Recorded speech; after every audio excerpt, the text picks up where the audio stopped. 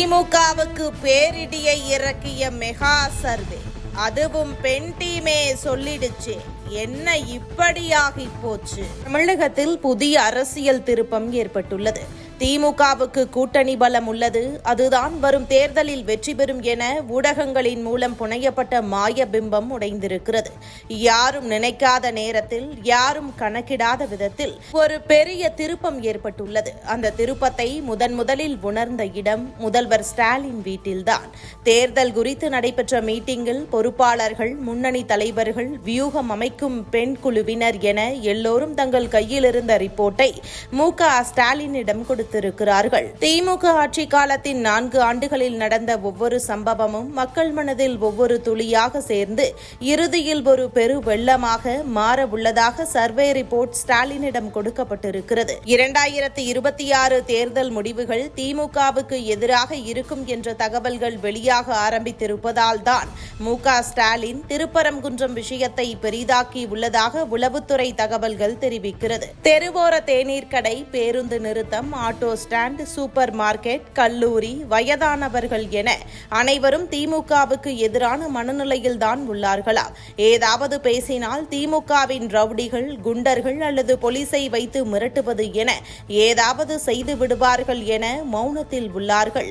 இந்த மௌனம் வரும் 2026 ஆண்டு தேர்தலில் எதிரொலிக்கும் என சர்வே ரிப்போர்ட் கூறியிருக்கிறது. போதைப்பொருள் புழக்கம், விலைவாசி உயர்வு, வேலைவாய்ப்பு மந்தம், சட்டம் ஒழுங்கு, ஊழல் இவை அனைத்திலும் திமுக அரசின் செயல்பாடுகள் மக்களை வெறுப்படைய செய்திருக்கிறது.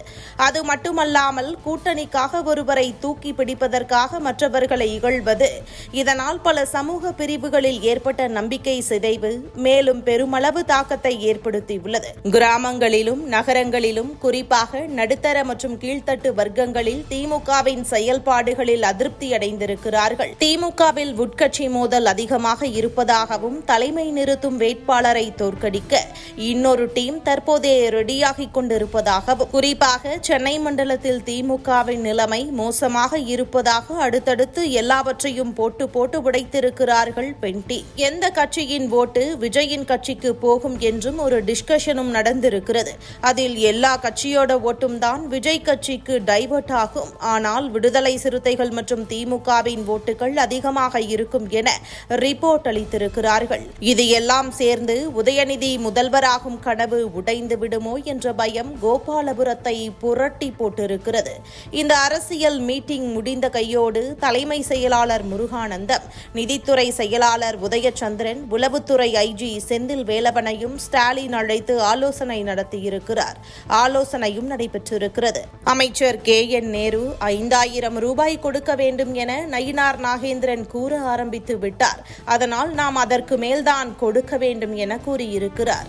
ஆனால் நிதித்துறை செயலாளர் உதயச்சந்திரன், தற்போது இருக்கும் நிதி நிலையில் ஒரு கார்டுக்கு 2000 ரூபாய் தான் தர முடியும், அதுக்கு மேல் கொடுக்கிறதுக்கு ஃபண்ட் இல்லை என கூறியிருக்கிறார். இந்த டிஸ்கஷன் முடிவில் ஒரு ரேஷன் கார்டுக்கு 3000 ரூபாய் கொடுக்கணும், அதுக்கான ஃபண்ட் ரெடி பண்ணுங்கன்னு சிஎம் சொல்லிட்டாரு. அதே மாதிரி மகளிர் உரிமை தொகையில் பெண்டிங் இருக்கிற 20 லட்சம் பேருக்கு மாதம் 1000 ரூபாய் விடுவிக்கணும்னு சொல்லிட்டு இருக்கிறாரு என்கின்றனர். ஆக இந்த முறை திமுக கையேறுவது கஷ்டம்தான் என்கிறது கள நிலவரம்.